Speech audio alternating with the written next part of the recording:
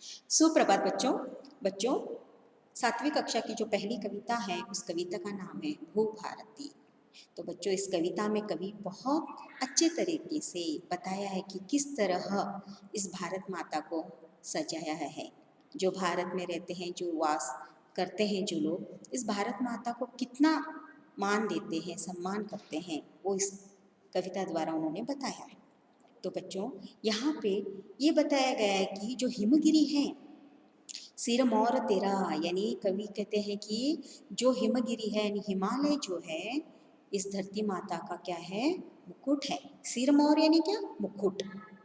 तो बच्चों, इन शब्दों को देखो ध्यान से, हिमगिरी, सिरमौर। तो इन शब्दों के बारे में मैं आगे जाके आपको बताऊंगी कि क्या करना है। और यहाँ पे कवि कहते हैं कि ये जो धरती माता है, इन ऐसे योद्धाओं को, ऐसे व्यक्तियों को जन्म दिया है जो अभी भी उनके नाम इस धरती पर गूंजते हैं। तो नाम कौन कौन से हैं? राम, कृष्ण, गौतम। राम को पूजते हैं हम लोग, कृष्ण भगवान को पूजा करते हैं। तो ऐसे बच्चों को इस भारत माता ने जन्म दिया है, जो अभी भी हम क्या है, भगवान के रूप में इनकी पूजा करते हैं। और हमारे गौतम जी, गौतम बुद्ध जी, है ना, इन सभी लोगों को उन्होंने जन्म दिया है। और ऐसे योद्धाओं को जन्म दिया है जो इस भारत माता के लिए मर मिटने के लिए तैयार है।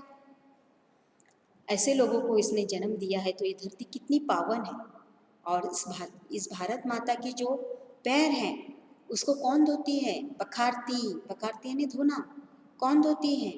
गंगा, यमुना, कृष्ण, कावेरी, ऐसे महान नदियाँ जो है इस भारत माता के क्या है, पैरों को धोती हैं। जो लहरें आती हैं, जो इस माता के पैर धो के जाती हैं। तो देखो बच्चों, किस तरह इस धरती माता को भगवान के रूप में, माता के रूप में यहाँ पे बसे हुए लोग इसे पूजा करते हैं। इतना ही नहीं, ये इसके गोद में आने वाले बच्चों को कभी भी क्या है, उनमें भेदभाव नहीं करती है। जो इसके धरती पे पैर रखता है उनका वो पालन पोषण करती है। कभी उनमें उन्होंने भेदभाव नहीं किया। उन्हें अन्न दिया, धन दिया, सब कुछ दिया है इस धरती माता ने। और अपना जीवन व्यापन करने के लिए लोगों को सिखाया है। जो इस धरती माता के धरा पे जो पैर रखता है, वो क्या है, इस रंग में रंग जाता है। तो बच्चों, हमारा भारत कैसा है? रंग बिरंगा है। जैसे एक बगीचे में जैसे रंगीन आप फूल देखते हो, रंग बिरंगी। बगीचे में क्या एक ही रंग का फूल होता है? नहीं, बहुत सारे फूल होते हैं, अलग अलग रंग के होते हैं। और वो सभी कैसे हैं, उस बगीचे को शोभामान करते हैं, शोभित दिखाई देते हैं। उसी तरह हमारे भारत धरती पे जो लोग वास करते हैं वो रंग बिरंगी है। अगर हम कश्मीर जाते हैं तो उनका पहनावा अलग है, खान पान अलग है। कन्याकुमारी में जाते हैं तो उनका अलग है।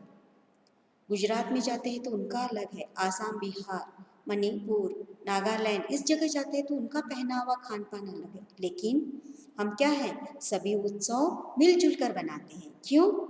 क्योंकि हम सभी इस भारत माता के बच्चे हैं। एक परिवार में हम एक उत्सव मनाते तो मिलजुल कर मनाते हैं। हमारे घर में परिवार में कौन रहता है? हमारे माता पिता, भाई बहन। लेकिन उत्सव तो हम मिलके बनाते हैं ना। उसी तरह जो भारत माता में जो हमारे जो भी मेन उत्सव है, जैसा 15 अगस्त, 26 जनवरी, है ना, ये हमारे लिए उत्सव से कम है। ये बहुत बड़ा उत्सव है हमारे लिए। और इस उत्सव को हमारे भारत के हर एक कोने के लोग क्या है, मिलजुल कर मनाते हैं, है ना। पता चला किस तरह रंग बिरंगी लोग हमको दिखाई देते हैं।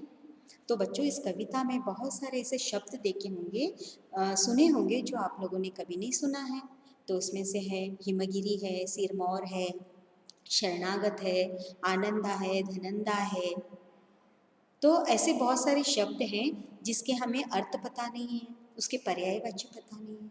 तो बच्चों, एक पर्यायवाची से शब्द से जुड़े मैं आप लोगों को आज एक गतिविधि करके दिखाऊंगी, और उसे किस तरह बनाना है वो भी मैं आप लोगों को सिखाऊंगी।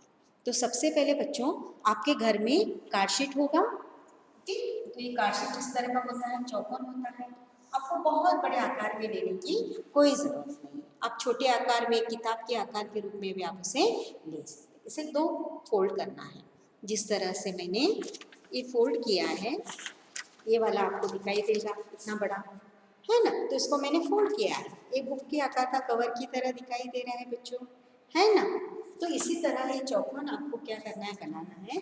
तो आपको ये वाला क्या है, ये चित्र यहाँ पे बनाना है। तो आप किसी फ्रिज या फिर एक एंगल की सहायता से आप क्या है, इस शेप को बना सकते हैं। तो ये गोलाकार आपको बनाना है। गोलाकार बनाने के बाद इसकी पंखुड़ियाँ हमें बनानी है। तो फूल का चित्र बनाना है बच्चों। आप जितने चाहे उतने क्या है, पंखुड़ियाँ बना सकते हैं। मैं फिलहाल यहाँ पे 4 पंखुड़ियाँ बनाई। इस तरह को पंखुड़ियाँ बनाना है। ये पंखुड़ियाँ बनाने के बाद बच्चों कैंची की सहायता से या फिर कटर की सहायता से आपको इस हिस्से को काटना है। इन 5 हिस्सों को काटना है, जिस तरह मैंने इस चार्ट में बनाया है। ध्यान से देखो, है ना।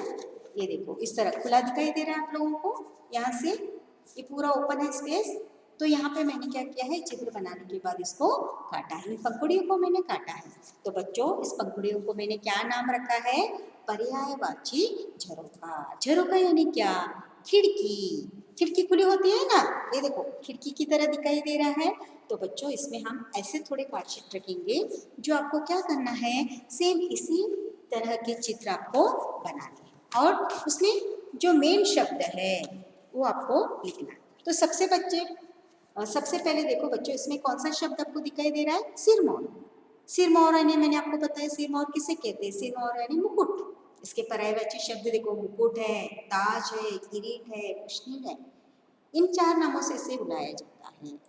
तो ये हो गया अपना सिरमौर। और इसके बाद जो आता है हिमगिरी। हिमगिरी ने आपको पता है किसे कहते हैं, हिमालय। उसे और किस नाम से बुलाया जाता है, नगेश, हिमपति, नगपति, है ना। बहुत सारे नाम से क्या है, हम इसे बुलाते हैं। तो ये इसके पर्यायवाची शब्द बन गए हैं। उसी तरह कविता का जो नाम है भूभारती। तो भू यानी क्या, भू यानी पृथ्वी, धरा, भूमि, वसुंधरा, इन नामों से इसे बुलाया जाता है। इसी तरह बच्चों मैंने बहुत सारे शब्द बनाए हैं। मुक्त, मुक्त यानी क्या, आज़ाद होना, बंधन रहित, खुला, स्वतंत्र। इस तरह बच्चों आपको क्या करना है, एक गतिविधि बनाना है। इस कविता को आपने जाना, लेकिन इस कविता में बहुत सारे ऐसे शब्द हैं जो हम उसे जानते नहीं, उसका अर्थ हमें पता नहीं, पर्यायवाची क्या है। तो आप इस तरह से इन शब्दों को लिख के इनके पर्यायवाची शब्द ढूंढकर आपको लिखना है। और इस तरह इसका क्या है, आपको तैयार करना है।